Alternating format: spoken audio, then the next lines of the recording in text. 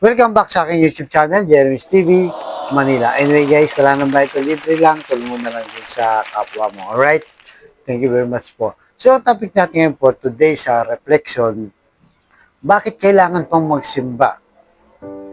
Pwede namang sa bahay lang, pwede namang sa opisina lang, o kahit saan na pwede namang makipag-communicate o magdasal sa Diyos. Di ba? Marami kasing mga tao minsan sinasabi yan. Hindi ako pala simba, okay na ako sa sariling relasyon ko sa Diyos, kahit anong oras pwede naman ako magdasal. Totoo naman yun. Wala namang problema yun. Minsan kasi, di ba, pag nagsisimba tayo, lalo na pag nakita mo yung tao nasa loob ng simbahan na alam mo nga hindi mabait, di ba? May ginagawang hindi maganda, minsan nagkakasala ka pa. Dahil nakita mo siya, siyempre, iisipin mo kung ano yung nalalaman mo sa kanya, di ba? O kaya naman, yung mismong pari o pastor na may nagsabi sa iyo na itong si pastor, itong si father ay ganito ang ugali, masama ang ugali, na di-focus ka, nawawala ka na dun sa purpose mo kung bakit nagsisimba ka. So una, kapag gusto mo mawala yan, isettle mo muna ang iyong sarili, di ba? Focus ka lang kay Lord. Di ba? Focus ka lang. Kung ano ang pakay mo doon, huwag ka nang masyado pang palingon-lingon. Minsan kasi ganun, di ba? Lalo na sa ating simbahang katoliko. Marami ang mga nakaka-distract, di ba? Pero hayaan mo lang sila. Hayaan mo lang sila at sila rin ay may hinihingi sa Diyos. At huwag mo rin i-expect na yung nasa loob ng simbahan ay mga banal na tao.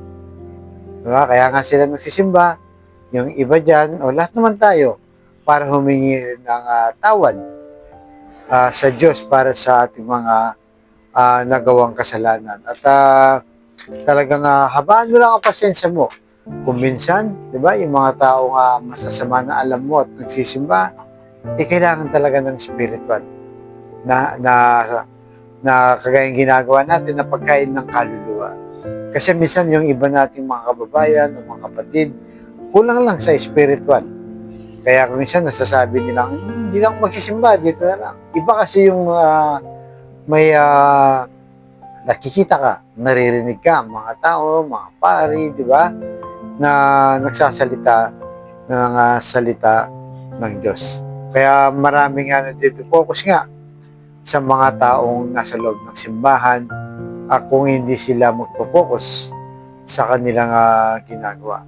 Kaya sabi sa unang 1, chapter 4, verse 7 to 8, mga minamahal, mag-ibigan tayo sa isa't isa, sapagkat ang pag-ibig ay mula sa Diyos. Ang hindi umiibig ay hindi nakikilala sa Diyos. Dahil ang Diyos ay pag-ibig. So, pairalin na lang po ang pagmamahal sa ating kapwa. Bagamat minsan, di ba, nakakainis talaga yan. Lalo na yung mga tao, minsan wala namang pakialam sa loob, sa kung makasakit man o hindi. At lalo na po sa ating simbahang katoliko, di ba?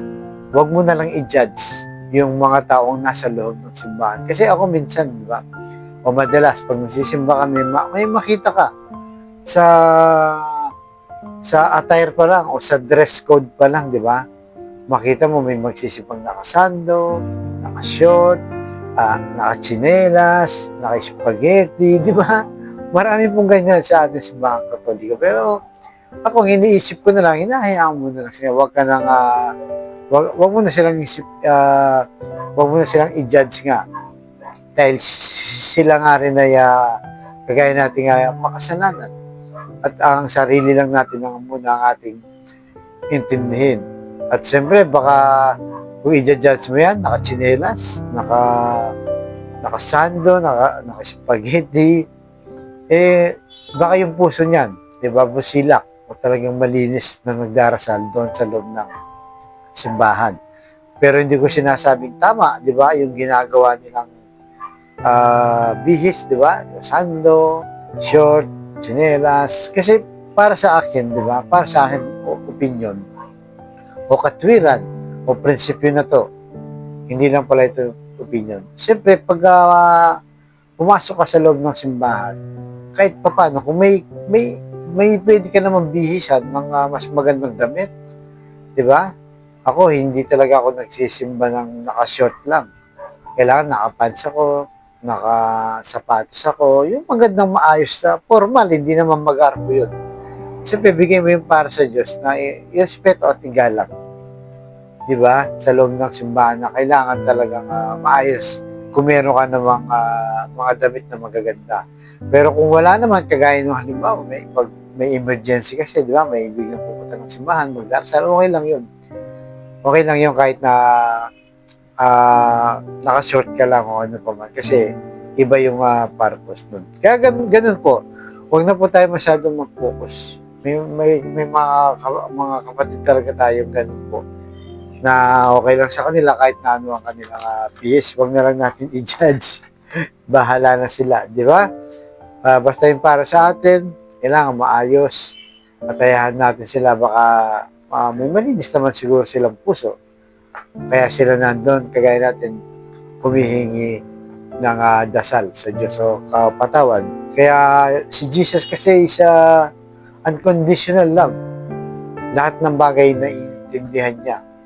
Di ba? Hindi naman sa terror, mabagsik, hindi po. Ang Diyos ay love, sabi nga, ang Diyos ay pag-ibig. Kaya lahat ay naiintindihan. Pero siyempre, pag kaya mo naman, kagaya ng binabangkit ko na mag-peace, magsimba, ayusin mo, di ba? Kahit sinasabi ng iba na pwede kahit saan, may relasyon ka Diyos, okay lang. Parang ano lang yan may magulang ka, di ba? Ito yung analogy natin dyan. Sa panahon natin ngayon, wala nang imposible. Kasi may cellphone ka. Anytime, pwede mong tawagan, di ba? Anytime, pwede mong makita sa Messenger, sa Facebook, di ba? Sa Instagram, sa Viber, maraming platform na pwedeng anytime, pwede mong kausapin ang nanay mo, tatay mo, o mga anak mo. Parang ganoon din siya ang katwiran ng iba na pwede naman akong dumiretso kay Lord. Pero siyempre, pag halimbawa, yung anak mo, di ba, nasa malayong lugar, sabihin natin sa Cebu, dito ka sa Maynila, di ba? Siyempre, yung magulang, natutuwa yan. Pag tinatawagan mo, kinukumusta mo, natutuwa yan. Pero, iba yung sasadyain mo. Pumunta